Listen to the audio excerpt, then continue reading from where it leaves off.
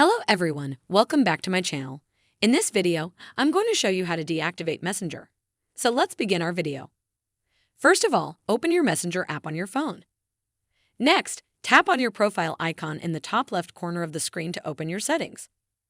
Scroll down to the Accounts Center section and tap on it. In the Accounts Center menu, select Personal Details. Then click Account Ownership and Control. After that, you'll see Deactivation tab on it. Click on Facebook name. Then you select the deactivated account. You'll be prompted to enter your password for security. Enter your password and proceed. After entering your password, confirm that you want to deactivate Messenger. Once you've confirmed, Messenger will be deactivated. Remember, deactivating Messenger does not delete your account, but it will prevent you from sending and receiving messages. You can reactivate Messenger anytime by simply logging in. That's it. Now you know how to deactivate Messenger. I hope you found this video helpful. Thanks for watching this video.